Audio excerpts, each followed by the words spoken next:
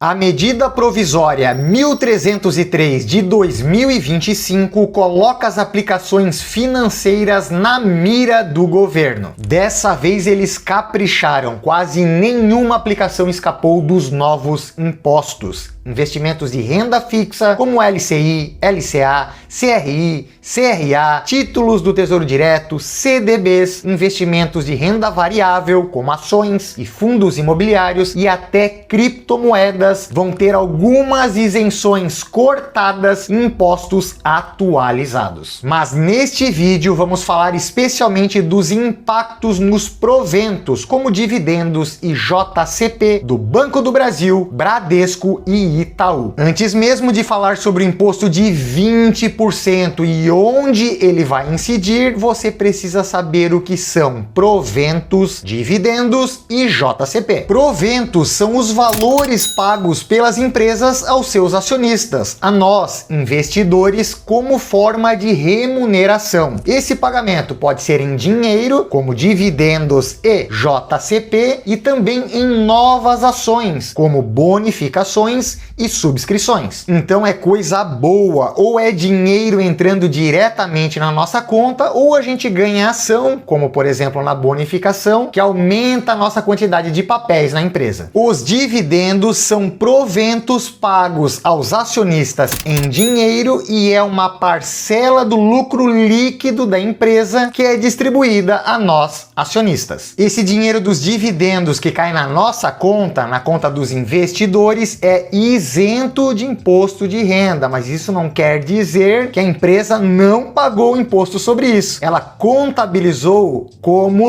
lucro, então sim, ela paga impostos antes da distribuição. Já o JCP, juros sobre capital próprio, também é uma forma de remuneração paga para nós, porém ela não é isenta. A gente é tributado em 15% diretamente na fonte, ou seja, o que a gente recebe já é líquido, descontando estes 15% do imposto. E nesse caso é o contrário, a empresa se beneficia com essa manobra contábil, porque ela contabiliza esse JCP como uma despesa. Então, nós, no caso, pagamos o imposto, mas ela consegue deduzir imposto fazendo toda essa questão da distribuição de JCP. Entendeu a diferença? Dividendos, a empresa contabiliza como lucro, paga os impostos desse lucro e distribui para a gente. Nós recebemos esse lucro sem ter que pagar imposto de renda, isento. Já o JCP, ao contrário, a empresa contabiliza como despesa financeira, então ela consegue deduzir e ter uma economia fiscal, ela deduz da base do imposto de renda dela e nós recebemos esse dinheiro e sim, nós temos que pagar 15%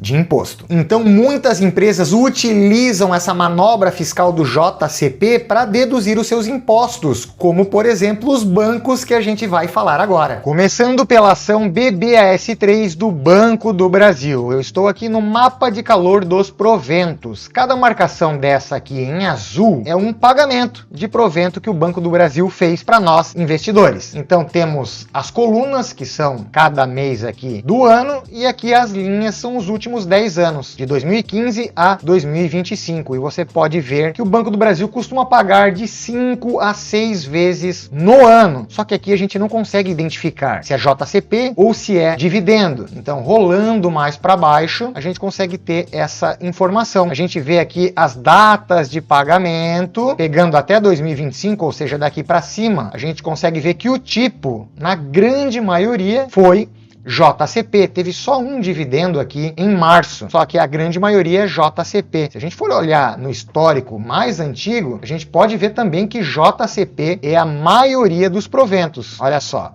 Tem bastante JCP. Vamos dar uma olhadinha no Bradesco, ação BBDC4, no mapa de calor de proventos. A gente consegue ver que o Bradesco paga dividendos, aliás, paga proventos, que é diferente de dividendos. Proventos pode ser dividendos ou juros sobre capital próprio, todos os meses do ano. Tá tudo marcado de azul aqui. E se a gente rolar para baixo, a gente consegue ver as datas e a gente vê mais uma vez que o Banco Bradesco também utiliza mais o JCP do que o dividendo. vendo? Tá aqui, ó, de 2025, praticamente todo foi só JCP. 2024 também tudo JCP. 2023 JCP. A gente foi encontrar um dividendo só aqui em 2021, então faz bastante tempo que não usa dividendo para nos remunerar, só JCP, o Bradesco. E no Itaú, ação Itube 4, também ele paga proventos todos os meses do ano, e se a gente rolar para baixo, a gente vê que a maioria também é feita via JCP. Tem um dividendo só aqui em 2025. Aqui a gente vê também que a grande maioria é JCP. E é exatamente no JCP que o governo mexeu. E é esse item 29 aqui. Como você pode ver, encheiro de coisa, né? Fim da isenção, tributação, fim da isenção, fim da isenção, fim da isenção. Meu Deus. Mas vamos lá. Vamos ao tema do vídeo. Elevação do imposto de renda sobre os juros sobre capital próprio, JCP. A medida provisória 1303 de 2025 elevou a alíquota de imposto de renda sobre JCP de 15%, que é atual, para agora 20%. Por enquanto, nos dividendos das ações não colocaram nada. Nessa MP tem ali uma alíquota nos dividendos que eles colocaram em fiagros e fundos imobiliários, mas em ações de empresas, por enquanto,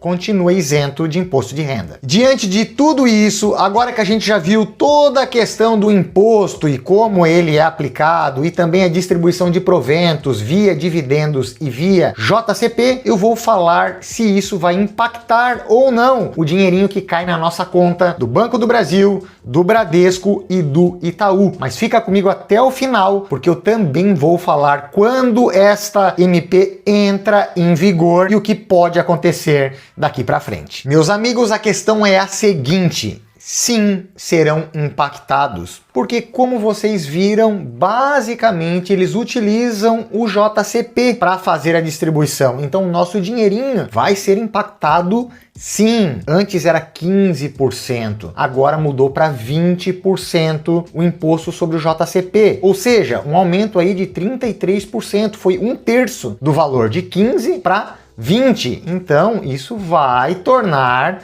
os nossos proventos ainda menores, visto que os bancos não utilizam muito os dividendos para remunerar os investidores. Agora, pode ser que também eles mudem esse tipo de prática. A gente vai ter que ver como é que vai desencadear esse tipo, desenrolar, né, esse tipo de situação. E é o que eu vou falar agora sobre quando entra em vigor e o que vai acontecer ou pode não acontecer sobre isso. Segura a ansiedade aí, porque por enquanto não muda nada. A medida provisória 1303 só entra em vigor em janeiro de 2026, no ano que vem, e somente se for aprovada pelo Congresso. E agora, recente mesmo, a gente já teve uma vitória. O governo foi derrotado, o Congresso não aprovou o aumento da tributação no IOF. Primeira vitória que a gente teve. Qual é a minha opinião sobre tudo isso? Eu acredito que o governo e o ministro da Economia, o Haddad, eles fizeram essa MP 1303 bem robusta, englobando aí um monte de tipo de investimento, quase todos, querendo tributar LCI, LCA, CRI, CRA, criptomoeda, tirou a isenção de 35 mil